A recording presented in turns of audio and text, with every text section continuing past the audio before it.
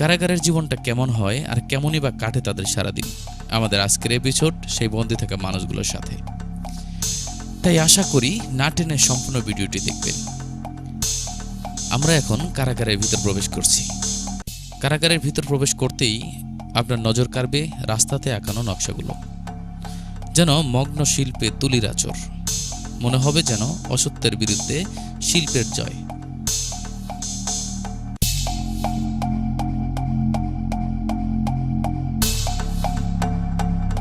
নিয়তির ফেরে বন্দি জীবন, মনটাই কেবল স্বাধীন। তাই তো মনে মনেই কত কথা মায়ের সাথে, একমাত্র মাকেই তো বলা যায় জীবনের কঠোর আর কঠিন সত্য কথাগুলো।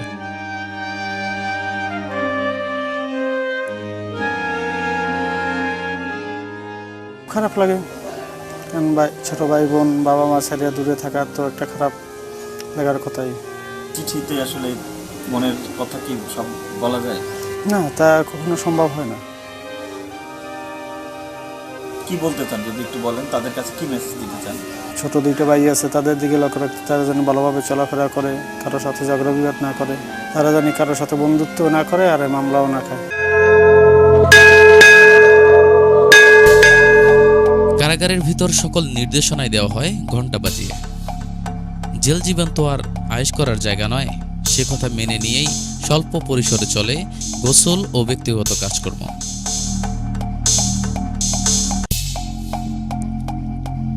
এই মাঠেই কাজ করেন সশ্রম কারাদণ্ডের বন্দীরা।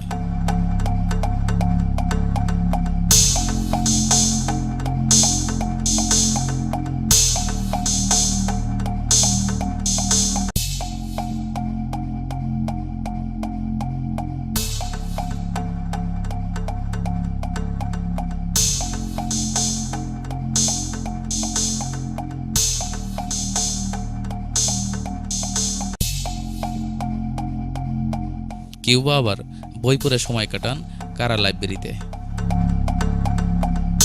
কোনো কাজ নেই তো জেলখানায়, তাই এখানে বসে বসে সময় কাটায়, বই পড়াশোনা করি। তবে রোজ রোজ একই রকম বই পড়তে পড়তে ক্লান্ত হয়ে ওঠে অবসরের সময়টুকু। তাই তো ক্লান্তর ছাপ মুছে দিতে আছে গানের ব্যবস্থা।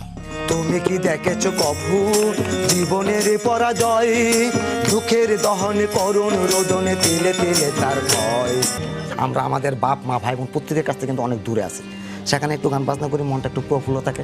আমাদের মনের কষ্টকে ভুলে থাকার জন্য আমরা গান পরিবেশন করিনি। সেখানে অনুতপ্তের কথা আছে, সেখানে একটা সুন্দর ভবিষ্যতের কথা আছে।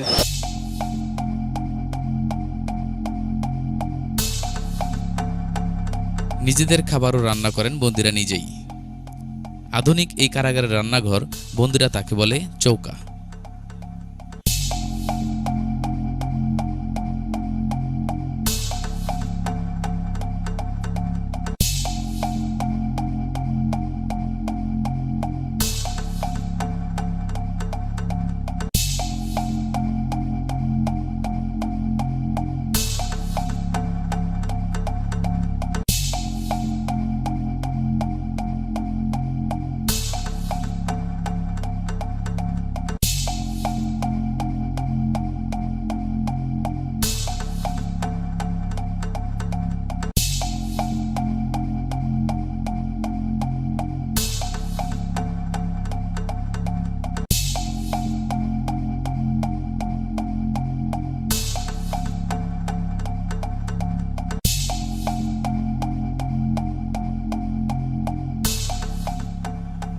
রান্না শেষ হয়ে গেলে চলে ওয়ার্ড ভিত্তিক খাবার বিতরণ।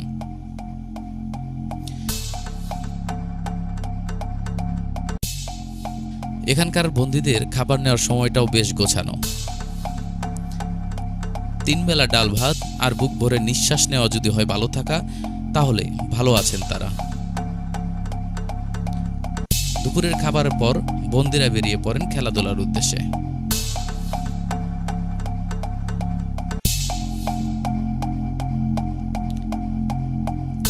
চলছে 4 ছক্কার খেলা। দেখে মনে হবে কোনো টুর্নামেন্ট চলছে, কিন্তু পুরো বিষয়টাই একটু আলাদা। ব্যাটিং বোলিং উভয় পক্ষই কিন্তু এখানকার বন্দী, আর যারা দর্শক সারিতে বসে হাততালি দিচ্ছেন তারাও কিন্তু বন্দী। মূলত ক্লান্তিকর বাধা জীবন বলে থাকার সময় এটুকুই। বাড়ির যে দুশ্চিন্তাটা, যে একটু খেলাধুলা করলে, একটু এনজয় করলে ওই দিক থেকে মুক্তি পাওয়া যায়।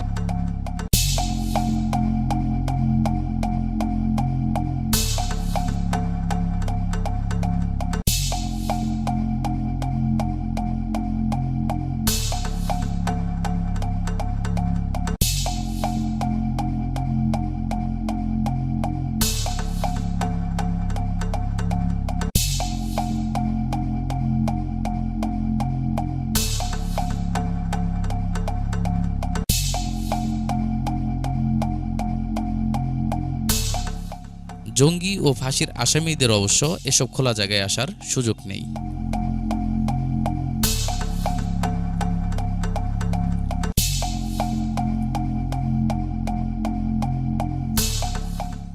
এই কারাগারে থাকে বেশিরভাগ ভয়ঙ্কর সন্ত্রাসী আর শীর্ষ অপরাধী, তাই নিরাপত্তার বিষয়টাও অনেক কড়াকড়ি।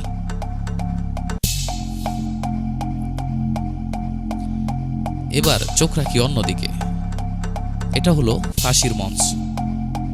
এটা যখন আপনার টান দিলে কাদের মোল্লা লাশ পাশে কাদের মোল্লা, তারপর আপনার শাখা চৌধুরী, আচ্ছা আচ্ছা হচ্ছে আপনার ওই কামরুন জামান, এদের এটাদের লাস্টে আচ্ছা আচ্ছা ওনাদের ফাঁসিটা এখানে হয়েছে।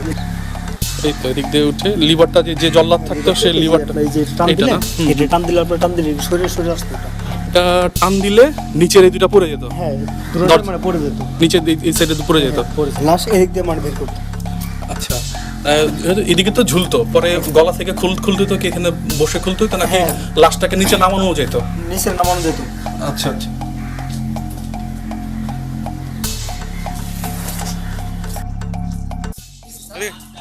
কয় বছর? 2 বছর। কি কেস? ওই আপনারা আচ্ছা যা কাজ যা এদিকে হ্যাঁ ওয়ালাইকুম এদিকে। জি স্যার। কয় বছর? স্যার 3 বছর, বেশি না।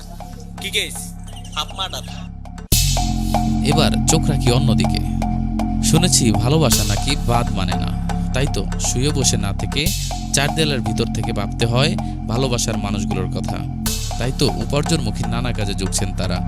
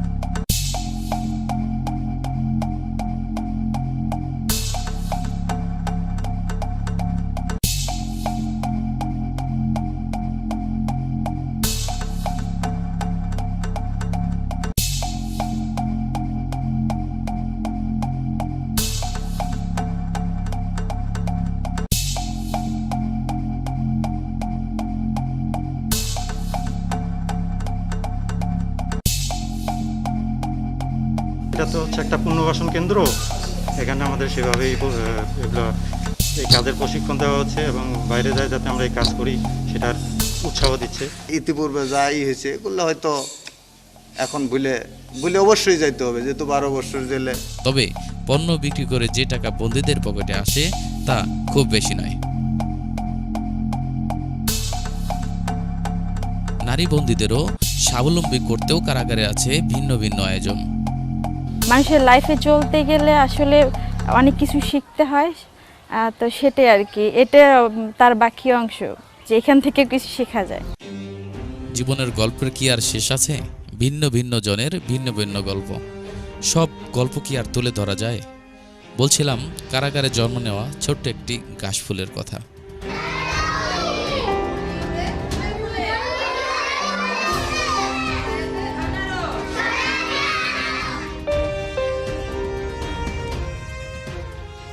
ভুলটা বাবা কিংবা মায়ের, কিন্তু মাসুল দিতে হচ্ছে ছোট্ট এই শিশুকে। একটা বাচ্চা ছিল আমার নর্মাল ডেলিভারি, কিন্তু এই সবুজের ভিতরে জন্মায়েছে বলে বন্দিরাই তার নাম দিয়েছে ঘাসফুল। তার জন্ম এখানে, বেড়ে ওঠাও এখানে। তা আমরা আসলে চেষ্টা করি যে যে বাচ্চাটাকে আমরা পাচ্ছি আমাদের নিজেদের বাচ্চাটাকে যেভাবে কেয়ার নেওয়ার চেষ্টা করি, কিন্তু সীমাবদ্ধতা তো আছেই। অধিকা যা কিছু ছিল তা তো আর কল্পনায় ধরা দেয় না, নিয়তির ফের এমনই। এ যেন পৃথিবীর মধ্যেই আরেক পৃথিবী।